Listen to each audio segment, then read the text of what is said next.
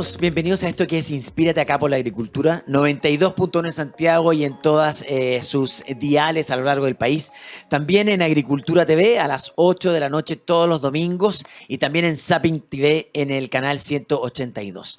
Domingo a domingo hemos tenido invitados increíbles. Este capítulo ya lleva más de 40, perdón, este programa, lleva más de 40 capítulos al aire con 40 invitados que nos han dejado inspirados a todos. Hemos hablado con psicólogos, con sociólogos, con diseñadores, con arquitectos, con artistas y todos de verdad nos han dejado una enseñanza, nos han dejado algo en el alma, nos han dejado esa cosa de querer luchar por dejar el mundo un poco mejor de lo que los encontramos. Hemos dejado algunos que nos han dejado inspirados a hacer eso que nos apasiona, de repente en dejar la zona de confort y dedicarnos a hacer esa cosa que siempre hemos querido. De verdad que yo soy un agradecido de todos estos capítulos que hemos tenido millones de personas que a mí estoy seguro que me han dejado inspirado y también a ustedes.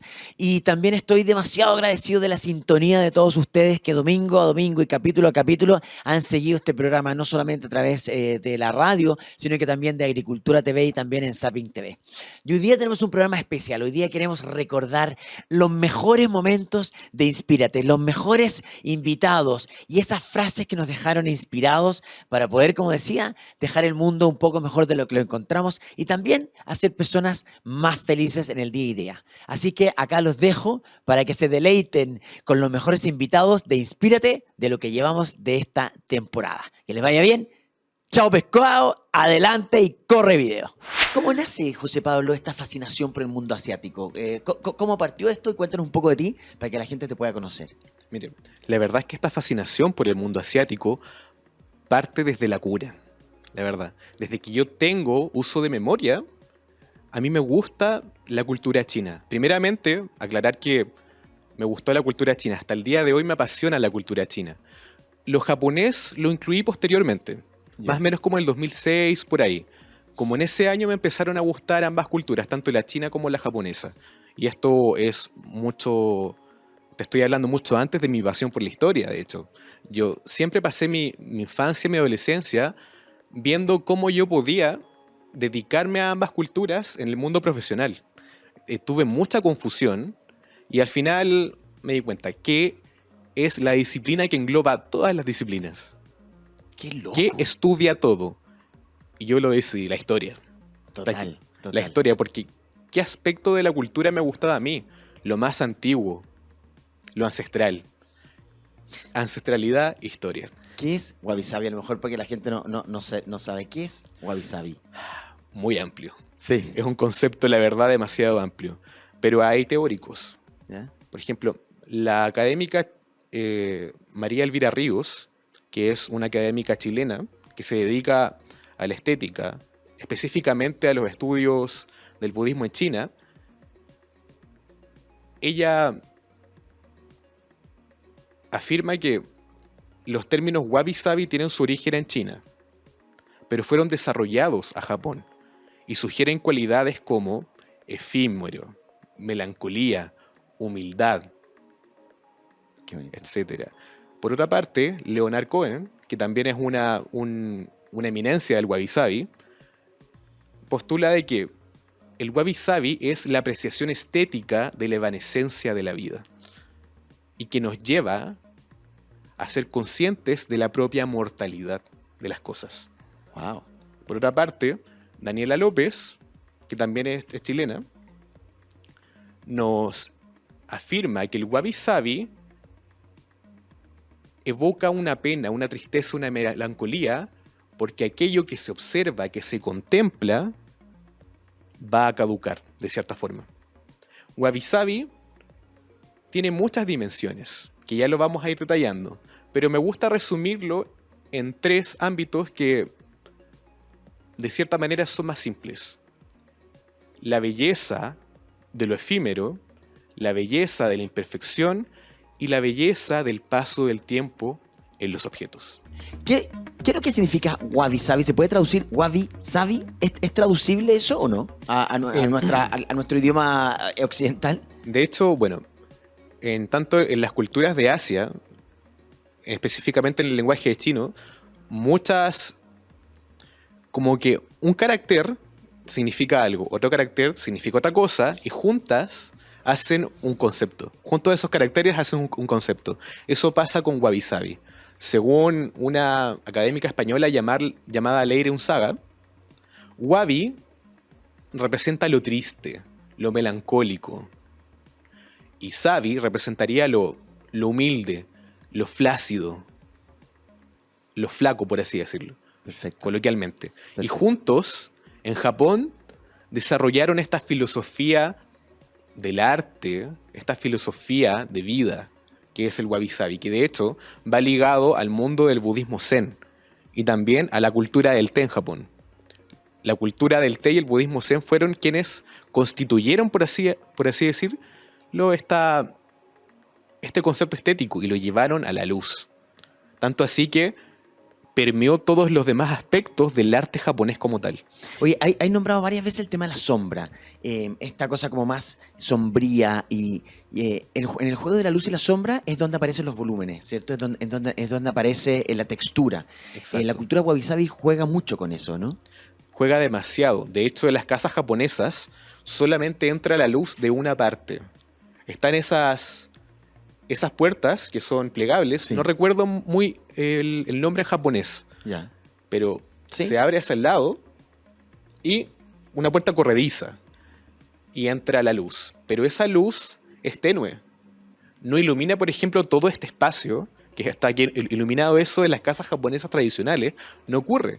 Solamente una parte y esa luz acapara el espacio y la sombra cumple su función. Exacto. Hay partes de las casas japonesas que están muy iluminadas por la luz natural en este caso y otras partes donde no llega la luz. Qué Y también bonito. ahí se cumple una característica de la estética Wabi Sabi, que es dar lugar al vacío. Dar ¡Wow! lugar al vacío. Y la sombra y la oscuridad cumple su rol.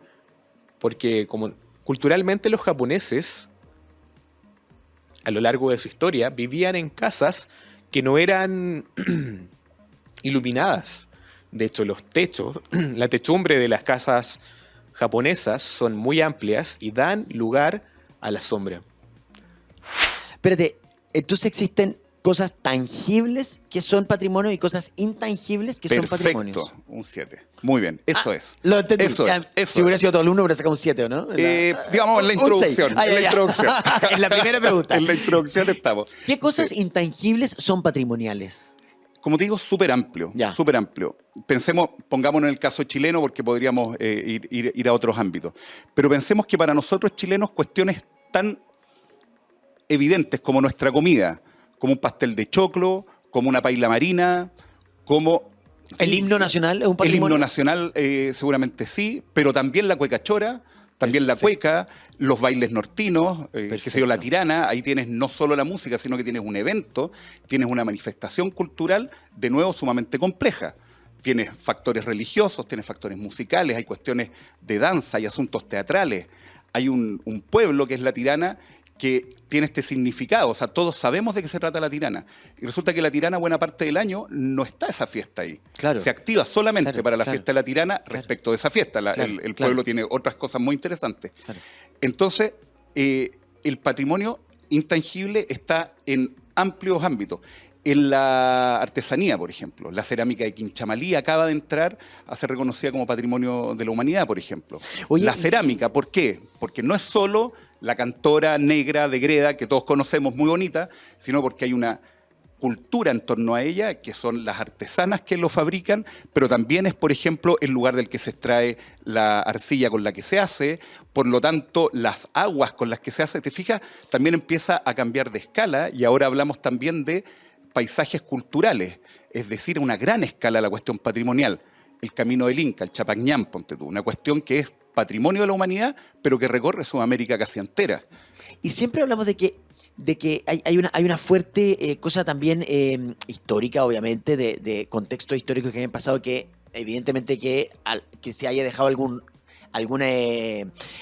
vestigio pueda ser patrimonial. Pero también hay una fuerte cosa de la iglesia también, ¿o no? De la religión. ¿Es muy potente el patrimonio religioso en nuestro país? El patrimonio religioso en nuestro país es súper potente, no solo en nuestro país, pero en nuestro Sí, país es en muy todas partes, potente. ¿no? Y además, ahí hay algo que yo por lo menos considero muy interesante del patrimonio. Yo, por ejemplo, no soy creyente. ¿Ya? Por lo tanto, hay una parte del patrimonio religioso que a mí no me interpela con la fuerza que a esa gran mayoría de chilenas y chilenos que sí son creyentes. Eso no evita, y aquí no estoy hablando desde la perspectiva ni profesional ni académica, sino que como persona de pie, no quita que una persona como yo, que no tiene el don de la fe, no pueda identificarse con cuestiones súper fundamentales del patrimonio religioso, que no se limita, de nuevo, a las iglesias antiguas, a, qué sé yo, la decoración o las esculturas que puedan, las imágenes que puedan haber dentro de un edificio, sino que muy importantemente a esas prácticas, a una tradición. Puede que yo en mi generación no sea creyente, pero yo vengo de una larga tradición familiar de creyentes en una religión, que es la que tiene mi familia, no son todas las mismas. Hay también algo interesante, o sea, si hablamos de patrimonio indígena, por ejemplo, hay un patrimonio asociado a lo religioso indígena que es fundamental, Claro. Y eso habla de los valores y las convicciones más profundas que tiene una sociedad y las personas. Y por lo tanto, incluso aquellos que no compartimos esos valores, no podemos no sentirnos interpelados de eso, si es mal que mal lo que ha construido nuestra sociedad y nuestra cultura. ¿Qué te pasó el 18 de octubre? Vamos a agregar algo a lo que acabas de decir. Yo vivo cerca de la Plaza Baquedano, Italia, Dignidad, como la quieren llamar. Yo vivo muy cerca, vivo en el Parque Bustamante.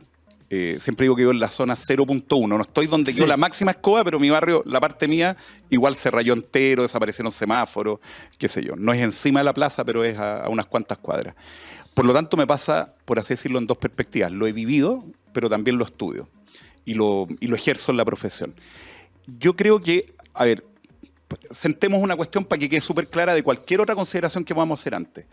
Es lamentable y ha tenido un efecto muy duro en quienes vivimos en el barrio la destrucción de ese sector, la afectación, qué sé yo. Evidentemente, vivir en un barrio antes de entrar en lo patrimonial donde desaparecieron los semáforos, ponte tú, es sumamente complejo. Total.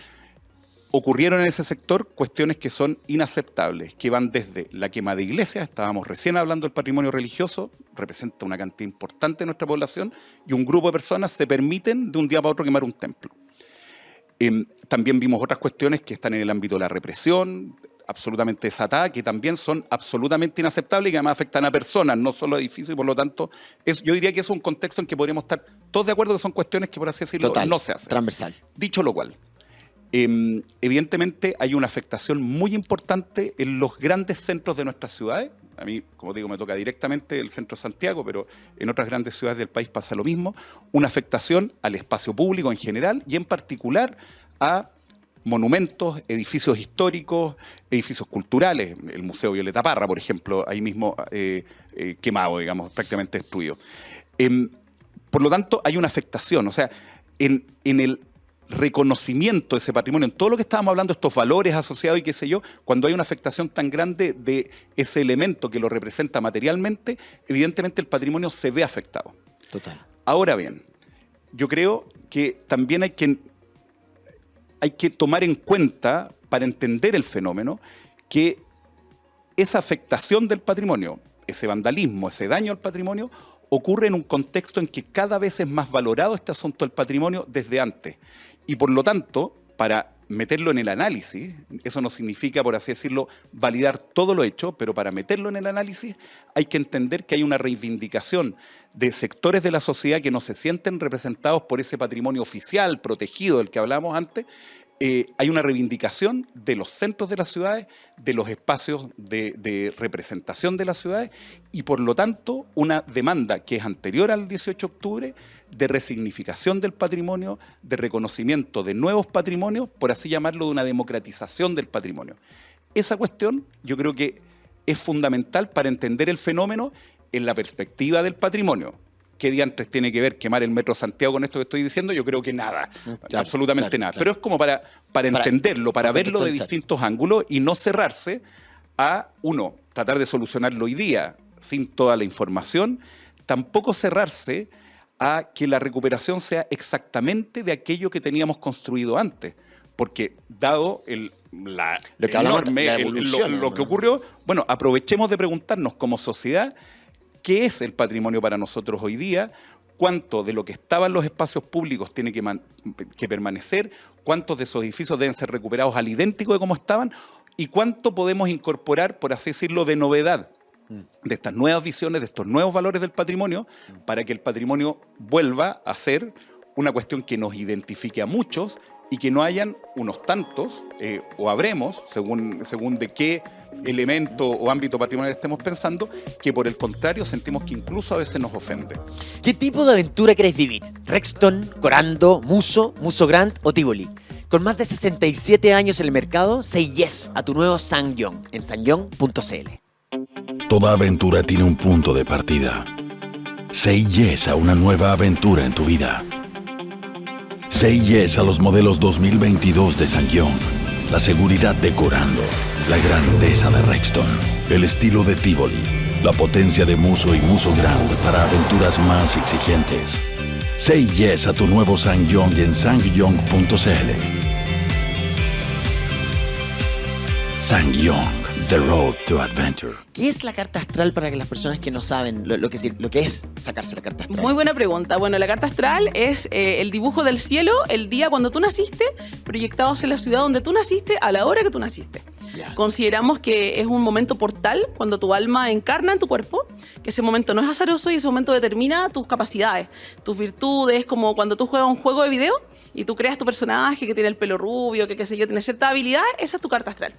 La magia de la astrología como la conocemos hoy, la astrología evolutiva, es que ese personaje va cambiando en el tiempo de acuerdo a eventos que le van ocurriendo y hay una amplia gama de manifestarlo. Nosotros conversábamos antes, ¿cierto?, que somos los dos Libra, Sí. pero tú te dedicas a algo súper diferente que a mí, pero los dos tenemos esta cosa de la regencia de Venus, la belleza, el equilibrio, los buenos tratos, la justicia. Entonces la astrología antes, en la Edad Media, la verdad, esos astrólogos, por ejemplo, a Luis XIV le decían, oye, tú te vas a morir mañana, porque eran literales.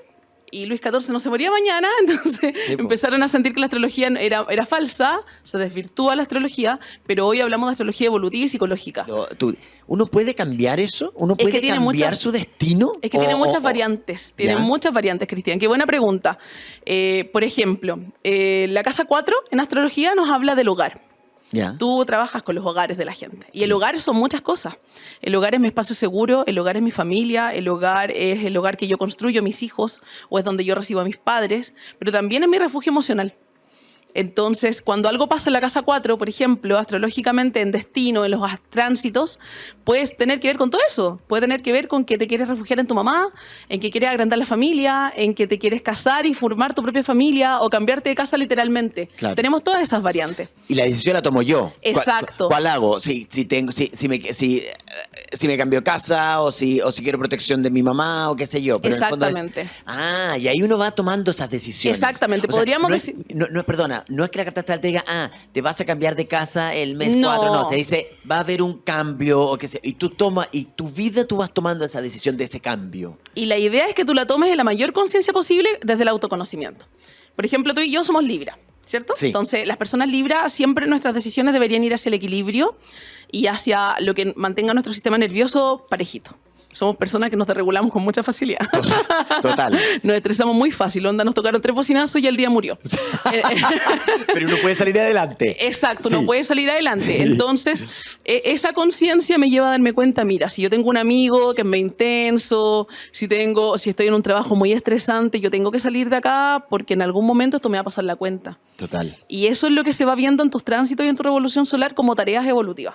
Dentro de las cosas que sí orientáis a las personas después de sacarse la carta astral o lo que sé yo, a poder encontrarse o a oírse uno mismo o a oír el alma que uno tiene adentro en esa respuesta, tú también puedes Siempre. ayudar y a orientar a las En personas. la lectura de carta astral y, bueno, lo que suele ocurrir en Quiérete, que ya va a cumplir 5 años en octubre de este año, el Libra como nosotros, es que yo leo la carta astral en una conversa como esta y ahí me van diciendo, Tami, es una conversación. Tami, pero por ejemplo, si tú tienes, no sé, una Venus, que es nuestra manera de seducir, muy infiel. Tami, ¿cómo salgo de ese patrón? Y yo le digo, pregúntate, ¿por qué necesitas validarte con otros desde ser infiel? Y pregúntate quién eres cuando no eres infiel. Y ahí los desarmo, po. Porque me dicen, claro, yo toda la vida he sido canchero, canchera, toda la vida ahí con un rebaño de gente, pero en verdad me da miedo apegarme a una sola persona. Entonces, en la carta astral lo hago y lo que suele ocurrir es que la gente que se enamora mucho de su carta astral, después se hace astróloga y toma mi diplomado de astrología que dura 6 meses. ¿Existen signos buenos y malos o no? No, ese es otro mito de la astrología. O sea, nada es bueno y nada es malo. Cada signo tiene una luz y una sombra. Y de la conciencia, que era lo que hablábamos delante, depende si lo encarnamos en luz o en sombra. Sí, porque muchas veces la gente te dice, Escorpio, uy, Escorpio, o no sé, por Libra, uy, el gallo, todo el rato buscando, no tengo idea. Sí, siempre hay algo, o siempre la gente tiene prejuicios con un signo u otro. Claro, con Géminis también pasa, pero finalmente todos los signos tienen una faceta luminosa, consciente, y una faceta sombría que es en la inconsciencia. Entonces, el camino de la astrología es ir de la oscuridad a la luz. Y en conciencia a veces también, a veces uno, pucha, no sé, por Libra, por ejemplo, es medio indeciso, sobre todo en el amor. Entonces, en baja conciencia puede manifestar eso. La primera salvedad sí que quiero hacer es que el signo solar es el que todos no sabemos, po. ¿Ya? Pero somos la carta astral completa, somos el cielo completo. Ya. Entonces, el signo solar es el que más destaca en ti. Que es el signo solar es en la época del año que naciste, digamos. Exacto. Y que va entre Aries, Tauro, Géminis, qué sé yo, ya. ¿Y cuál es la otra? Es que todos los planetas del sistema solar estaban en otro signo cuando tú naciste. Por ejemplo, solo para muestra, porque esto es muy extenso, la luna son tus emociones. Y tu luna no estaba en Libra cuando tú naciste, po. Tu luna estaba en otro lado. O sea, puede ser que haya estado en Ya, Libra, sí. pero la luna está 2 días y medio por signo. Entonces, en el mes Libra nace gente con Sol en Libra y Luna en Aries, Sol en Libra y Luna en Tauro. Ah. Y eso marca cómo tú te apegas emocionalmente, cómo te enamoras, cómo tratas a tus hijos y a todos quienes están en tu corazón. O sea, en el fondo primero está esta como marca paraguas, digamos, que es en el signo, y de ahí nacen Exacto. muchos cosas que uno puede ir investigando de a poco y puede ir entendiendo y cada vez más desmenuzándose el alma. Exacto. A grandes rasgos, para toda la gente que nos está viendo, para que les sirva en el fondo, si tú no te sientes identificado con tu signo zodiacal, puede ser que haya otro signo dominante en tu carta astral, no el signo de tu sol. Sin embargo, los seres humanos nacimos para brillar desde nuestro sol, que es el signo que todos se saben. Tipo de objeto, ¿no es cierto? A mí siempre me ha encantado el tema de la cerámica. Creo que es un arte precioso. Y hoy día tenemos una invitada acá en Inspírate que es, lo voy a tratar de decir bien y si no, ahí que me lo corrija. María Francisca Fresat Petit Lagon. Estupendo. Estupenda. Cristian, No, súper pero bien Fran, dicho. ¿cómo es, porfa, que me gustó? No, María Francisca Fresat Petit Laurent. ¡Oye, es que yo con ese pronunciación, descendiente francesa, ¿no? Sí, mi mamá tiene descendencia francesa, la familia de mi papá también, pero siempre nacieron en Chile y viven en Chile hace mucho tiempo. Ya. Tengo familia en Francia, eso sí, en el sur. Oye, Así y que Fran, se mantiene. para los que no te conocen, cuéntanos quién eres tú, para que los que todos nos están oyendo hoy día en la radio, a qué te dedicas y cómo nació esta pasión por lo que haces. Bueno, yo me dedico a la cerámica hace ya varios años. ¿Qué hago?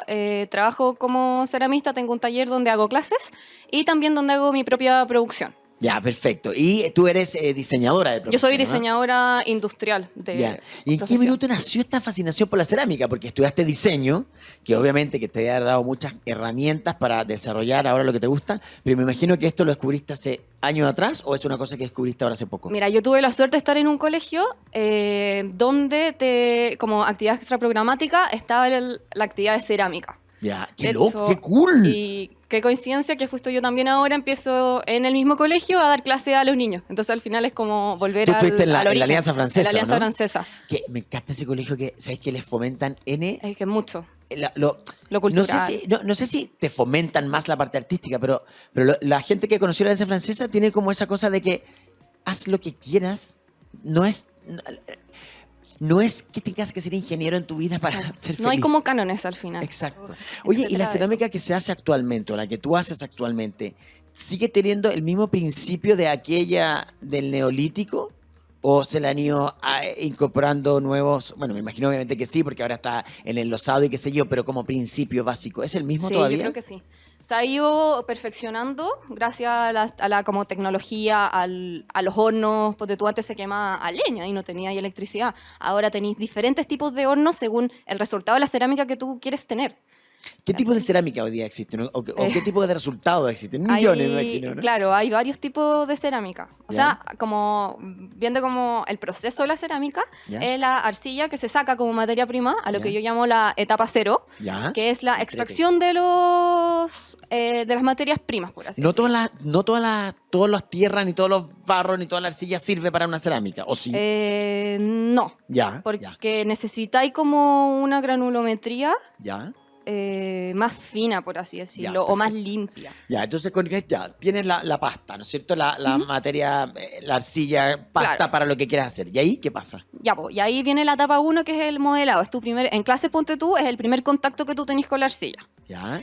Todos hemos tenido contacto con el barro, desde chicos. Si fuiste a la playa, jugaste con la arena, hiciste castillos de Hay arena, cachado que esto no hay es nada más parecido. rico que agarrarla y aplastarla y que salga Sí. entre medio de los dedos o caminar. ¿Hay caminado arriba de barro? Sí. Y Me metí un volcán de barro en Colombia. No, y te sale el barro entre medio de los dedos de los pies. No, y es o sea, una sensación de que Sí. como tú levitas, O sea, me imagino que Es si muy yo raro. gocé, o sea, te veo a ti, querís como ceramista, que estar ahí como chancho en el barro, así como revolcándote, ¿o no? no, bueno, anda yo Literal, gozando. De hecho, literal. acabo de volver de vacaciones y fue como, Sí. metí la mano al reciclaje. Esa sensación y fue yo la he como, tenido. oye, en casa. Sí, es ¿cachai? como. Más que en mi casa. Pero como si uno que en- suena así como. Sí. Eso es. Es muy ASMR, como los ruidos. Sí. Como. Ah, es que no, la generación Z, yo veo a mis niños que ven puras cosas como en TikTok que son como ruidos. Sí. Y me dicen, Ese es uno, brígido. papá, qué satisfactorio, me dicen mis niños. Y es como hay un gallo que hace todo, después ¿cachai? Y esos ruidos generan satisfacción.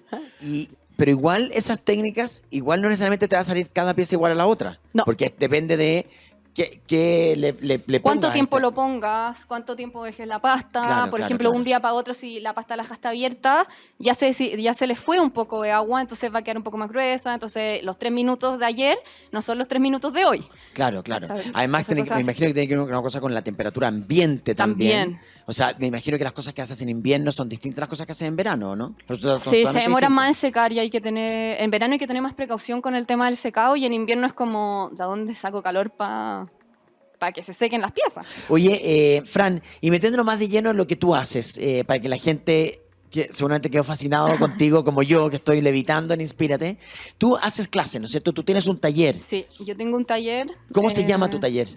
Fresas Petit Laurent. Ah, ya, François Petit Laurent, Sí. pero ¿cómo? Pero espérate, Instagram. ¿Cuál es el Instagram? Fresas Petit Laurent. No, pero En, espérate. en español. En chileno, para que la gente te siga. Fresar Petit Laurent.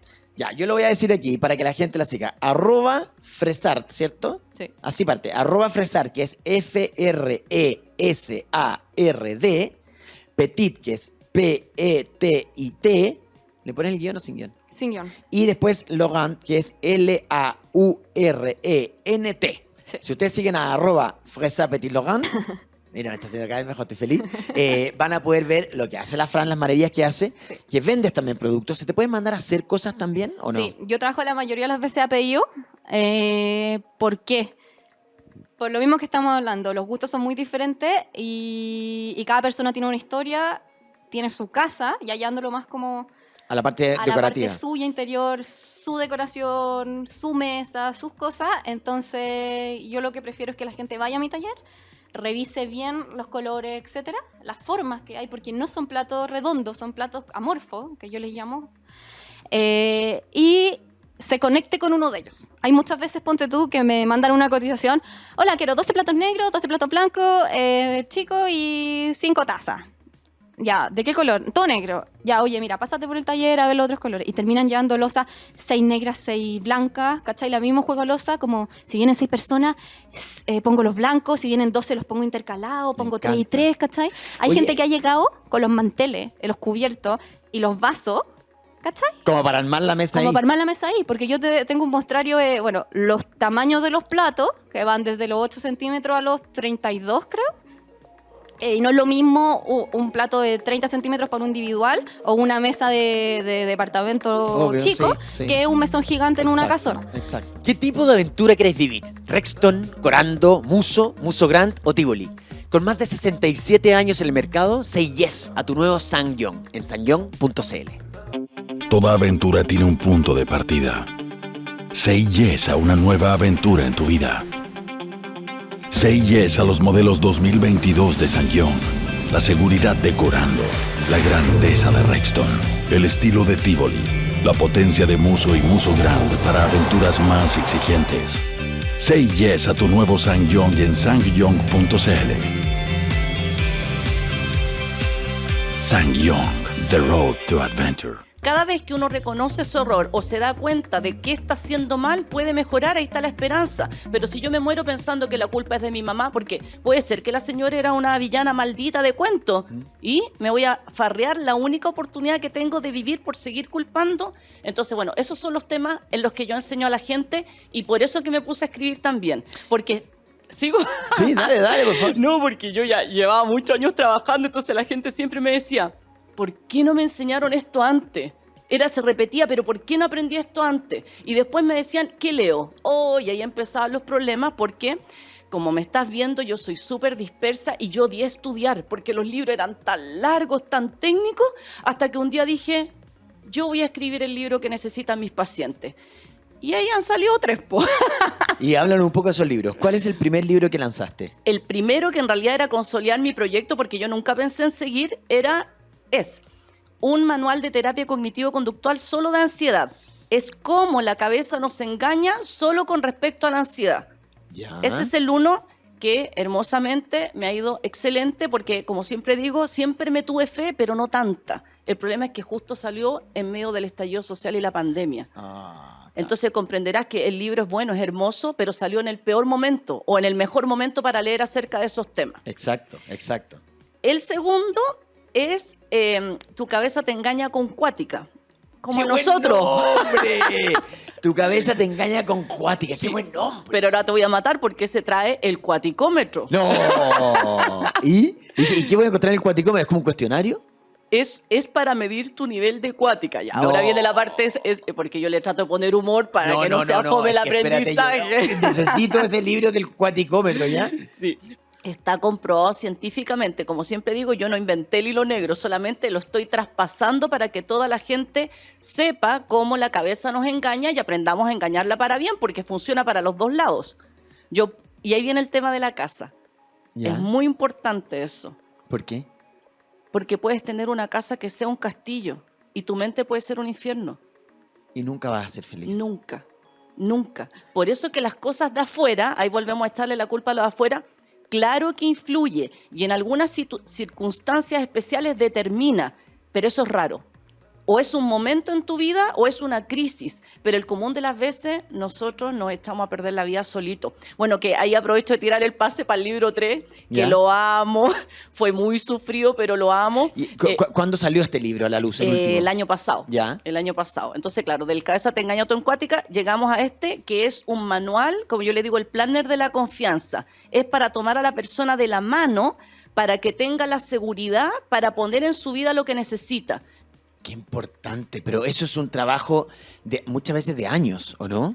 Porque en el fondo, todo nace en que tú le dijiste antes que uno se engañaba, tu cabeza te engaña, qué sé yo, y también uno se engaña a uno mismo, y tiene que ver también con el autoconocimiento, ¿o no? Es en el Mucho. saberse vulnerable, saberse de repente más débil, ¿no es cierto? Sí. Y lo que tú dijiste que es muy cierto, la vida no es perfecta, la vida no es siempre felicidad.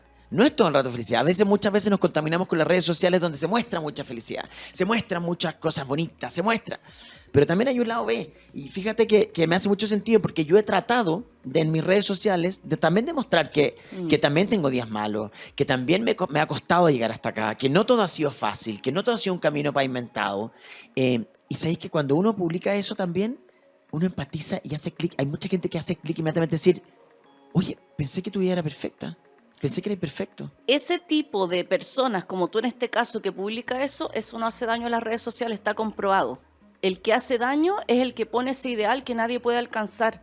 Yo por eso que creo que también me va bien como psicóloga, porque mis pacientes son como mi familia. Saben cuando estoy destruida, saben cuando estoy enojada. Entonces, se ve como algo accesible. Humanidad compartida. Por eso yo digo, si la cabeza te engaña para mal, engáñala para bien, porque uno tiene que aprender el truco que te hace la cabeza, porque ahí no somos tan especiales. Nosotros nos creemos seres súper sensatos, pero en realidad el ser humano es un ser emocional que razona. Entonces, si no entendemos que si en el gallito cerebral, o sea, si no lo ganamos con astucia, siempre gana la emoción, no vamos a poder hacer eso. Y ahí yo siempre me enojo cuando me piden tip, por ejemplo. Claro. Porque esto es trabajo profundo. Sí, Es como, sí. ¿me dais un tip para ser buena diseñadora? No, Porque voy a abrir mi oficina en la imposible, esquina. es un No, mundo. Sí, es un mundo, es trabajo, entonces hazte cargo. Exacto. Esto no pasa por ir una hora a la psicóloga. Los pacientes me dicen, pero es que tú me retallas. Güey, ¿viste? Soy buena para hablar. Sí. Yo le digo, tú lo tomas como un reto. Yo te estoy diciendo, hazte cargo. Sí. En una sesión no va a pasar que cambie todo. Tú tienes que escuchar, tienes que escribir un diario de vida, hacer un ejercicio, respirar. Entonces, eso sí es posible, pero hay que invertir en la persona más importante de la vida. Que es uno. Es uno. Oye, dime. Y espérame, y para eso, ponte tú, es importante de repente dentro de la casa tener un espacio para uno, tener un lugar que nos identifique, un lugar que sea cómodo. No estoy hablando de repente de una pieza gigante, ni pues, si tenemos la posibilidad de tener un escritorio para uno y qué sé yo, un taller increíble, pero puede ser un rinconcito también para uno, como para ahí identificarse o no. Absolutamente. Y ahí viene. Si no lo tienes, es porque tu mente no ha visto la relevancia. Que es lo que te decía recién, la calidad de tu vida tiene que ver con tu mente. Entonces, si por ejemplo tú eres una madre que corre todo el día y no tienes ni 5 minutos para ti, sí, hay gente que en realidad no tiene 5 minutos, pero el común de nosotros no se los hace, porque se siente culpable. Bienvenida, Sofía, a Inspírate.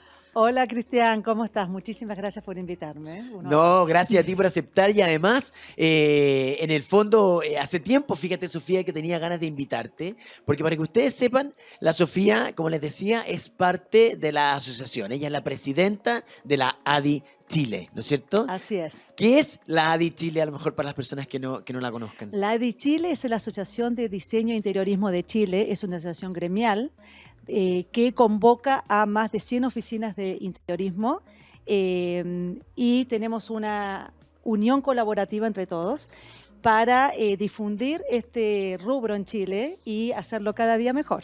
Y para eso estamos trabajando. De todas maneras, bueno, yo les quiero confesar que, bueno, soy parte de la asociación y también fui parte del directorio y por eso dije que la Sofía había sido mi jefasa, porque la Sofía lleva 2 periodos, yo estuve en el periodo anterior y fui parte del directorio, entonces por eso digo que fue mi jefasa y debo decir que eres una gran líder, Sofía. Oye, Sofía, Muchas pero gracias. además de ser la presidenta, eres una gran intervista. Cuéntanos un poco, porque ustedes pueden haber algunos ahí cachados que tienen un acento argentino fascinante. Cuéntanos un poco quién eres tú para que la gente te conozca antes de entrar de lleno en la ADI. Ok, bueno, yo estoy hace 34 años acá en Chile. Eres chilena ya. Casi chilena, sí.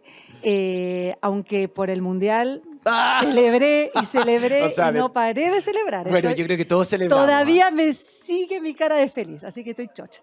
Bueno, nada, y estoy casada con un chileno. Por esa es mi razón de estar acá, por amor. Y acá acá estudié mi carrera de diseño y me dediqué siempre al interiorismo. Es mi pasión. Tengo una oficina montada hace muchos años y eso es, o sea, amo el bienestar, el habitar, el conectarse con los lugares felices. Trato de ayudar un poco a la gente a que vivan esas experiencias y desde ese lugar de tanta pasión por el rubro quise de alguna manera colaborar un poco más, por lo cual hace varios años ya me metí en la asociación que antes llamaba ADD, ahora se llama ADI, y estoy hace muchos años en el directorio, ya llevo 5 años como presidenta y desde ese lugar la verdad es que he tenido muy linda experiencia con todos los grupos humanos que me ha tocado trabajar, incluido tú, Cristian, en algún directorio, y la verdad lo agradezco enormemente y agradezco que me hayan dado también esa oportunidad. Y bien merecida, Sofía. Oye, para la gente que no sepa, la ADD, la Asociación de Decoradores, lleva más de... Casi 28 años. Claro, Este año vamos casi a cumplir 28 años. 28 años de Sí, existencia. sí. Y partió con una idea, con un puñado de diseñadores o decoradores, amigos, que dijeron, oye, hagamos de esto un rubro, porque existe el colegio de arquitectos, ¿no es cierto? Existe el colegio el colegio médico, etcétera. Y los decoradores en ese minuto no tenían una como agrupación, porque yo creo que actuar en bloque, por Dios, que es importante. Es Y creo que superimportante. eso fue una de las primeras ideas que Esa surgió. esa fue la intención que ha durado, bueno, ya llevamos Claro. 28 años y fue evolucionando a medida que el mundo también evoluciona, se fue modernizando. Y siempre yo me siento ahora como en una antesala de qué va a pasar después. O sea, me tocó en este minuto estar y colaborar desde mi lugar. Seguramente después sea algo también muy grande lo que venga. Entonces, el periodo que a mí me tocó fue un periodo de muchísimo cambio, de mucha evolución. No es que antes no haya evolucionado, todo evolucionó como Exacto. tiene que evolucionar, pero me tocaron muchos desafíos a mí y los directorios, obviamente, en los que participé. Por lo cual estoy llena de orgullo, porque justamente en el 2022, el año que pasó, pasaron hitos muy importantes.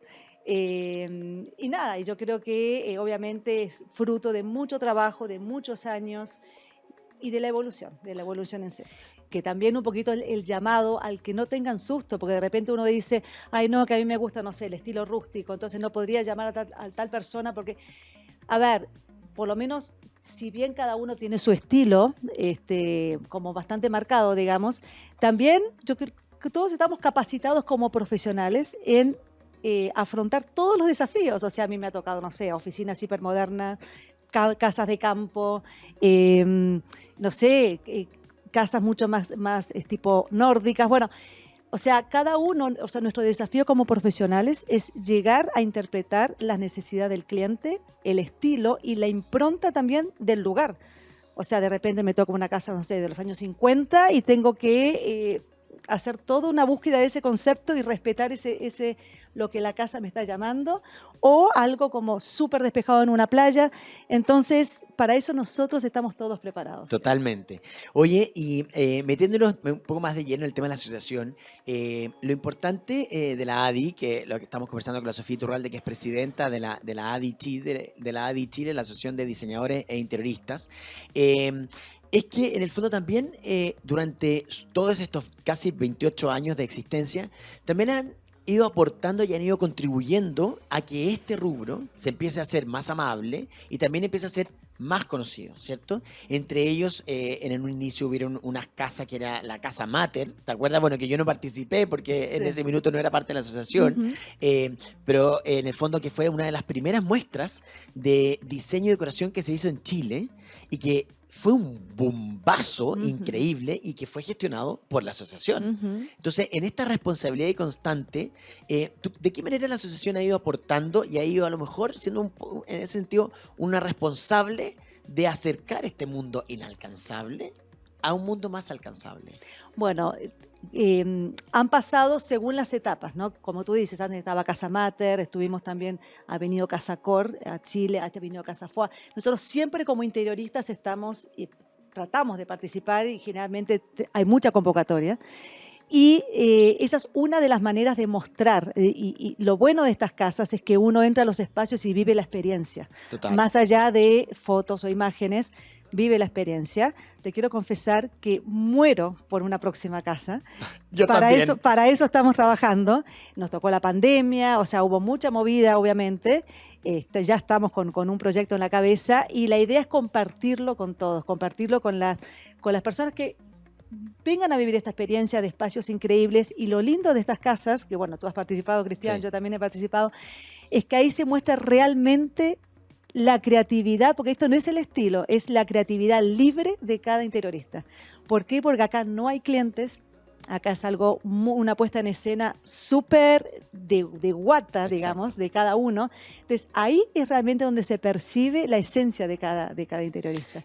Cuando les digo a los que están oyendo hoy día, si están pensando en remodelar o hacer algo en su casa, es que yo pongo las manos así como a fuego de los asociados, porque finalmente lo que dices tú, están preparados y son profesionales de excelencia, que también hay una no sé si curatoría, pero también hay un proceso de selección Hay para un los que proceso de postulan, selección, sí. y que en el fondo finalmente la asociación, y bueno, y tú como presidenta liderándolo, se establecen ciertos estándares Sí. para que en el fondo los profesionales que allí están sean profesionales calificados para poder después desarrollar cualquier tipo de proyecto. Y también hay un comité de ética, ¿no es cierto? Hay un código de ética que rige nuestra asociación. Entonces, la idea es que apuntemos a ser profesionales completos, íntegros, con ética, que tengamos una postura seria, sólida ante un cliente, ante el mercado, ante una sociedad que es exigente. Yo creo que nuestros clientes, a ti debe pasar, son cada vez más exigentes. Totalmente. Y me encanta, pues cuando Totalmente. más nos hacen crecer. Totalmente. Pero ¿por qué también son exigentes? Porque también son clientes a lo mejor que les ha tocado viajar mucho, que ven otras cosas afuera, que a lo mejor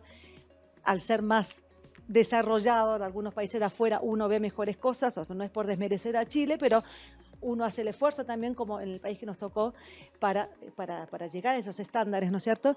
Pero bueno, entonces un poquito este grupo de más de 100 oficinas que tenemos acá en la ADI, nos preocupamos de eso, nos preocupamos mucho, hacemos mesas de trabajo, conversamos nuestras experiencias, qué hay que mejorar, qué pasa en el rubro, cómo podemos ser más visibles aún, cómo nos conectamos con Chile, y ahí viene todo este tema que para nosotros es demasiado importante, que es el tema de la responsabilidad social. Y eso te quería preguntar, Sí. Sofía, ¿de qué manera? Porque claro, uno puede creer que todavía, obviamente, que hay una inversión económica de muchas personas que pueden tener la posibilidad de contratar a un diseñador, a un interiorista para su casa o para su proyecto. Pero también hay gran parte de la sociedad que no tienen la posibilidad, ¿no es cierto? Pero que también, a mi parecer, que yo creo que debería haber estado en la nueva constitución, y si vuelven a hacerlo tiene que estar, o sea, el derecho a vivir en un lugar digno, ¿me cachai? Y en un lugar digno me refiero a un lugar que te genere paz y te genere felicidad y te genere este cobijo, ¿cierto?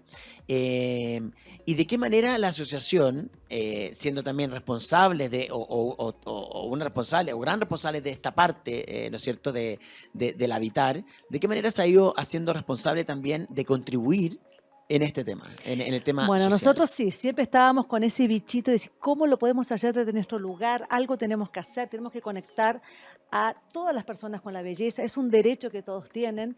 Y bueno, en algún minuto, hace unos años atrás, hicimos una alianza con Desafío Levantemos Chile, y le dijimos, ¿saben qué? Estamos a su disponibilidad. Algún proyecto que ustedes vean que nosotros podemos aportar, acá estamos. Y nos llamaron, que tú, Cristian, fuiste partícipe, nos llamaron para hacer unas casas en el Sename, unas casas en las Pintanas, en La Pintana, que eran 4 casas de acogida, que estaban construidas, estaban bien hechas, digamos, en un sitio bien grande, que fue muy divertido, porque tú también estuviste en la evolución. Ellos nos llamaron para decorarlas, para poner unos muebles, porque había una empresa importante aliada que tenía un bodegaje de muebles nuevos y saben que los quiero donar, y nosotros la idea era decorar las casas. Cuando fuimos para allá, era la primera visita técnica, que fuimos con todo el grupo de Desafío, y estaba Elisi, fue el que estaba ahí como partner, digamos, y un grupo de ADI, nos dimos cuenta que no. O sea, más que la mesa nueva y el sillón nuevo, la casa sabían que realmente dignificarlas, porque eran casas, no sé, que estaban viejas, que tenían humedad, que los pisos se levantaban, que la iluminación para qué hablar, la calefacción para qué hablar, o sea, era... Entonces nosotros dijimos, nos pusimos firmes como asociación y dijimos, ¿saben qué? ¿Por qué no hacemos una cosa? Juntemos recursos, nosotros tenemos sponsor, marcas, Desafío también, etcétera, y arreglemos las casas primero, o sea, hagamos una obra. Y al principio se quedaron como, ¿qué? Hagámoslo, lo vamos a lograr. Bueno, y ahí hicimos todo un equipo y terminamos con paneles solares para calefacción central, ventanas doble panel, cambiamos los pisos, todos los muebles se cambiaron, toda la parte eléctrica se reforzó, se recubrió todas las casas en un siding, las pintamos, hasta nos conseguimos árboles, paisajismo, o sea, fuimos tomando vuelo y la verdad que estábamos demasiado embalados, y fue un proceso muy lindo, y nosotros, bueno, como ADI nos involucramos, porque estas 4 casas que eran habitadas por diferentes edades de niños o sexos de niños, etcétera, fueron nuestros clientes en definitiva. Entonces nosotros todo ese proceso íbamos con muestras de género, de colores, de materiales, qué les parece esto, la ilusión que ellos tenían por tener un hogar digno. A mí me tocó la parte de unas niñitas adolescentes, y me acuerdo que apenas llegamos con todas nuestras muestras nos decían, las casas van a quedar igual que las teleseries. Qué increíble. Entonces era una cosa, fue tan lindo que al final quedó el proyecto increíble.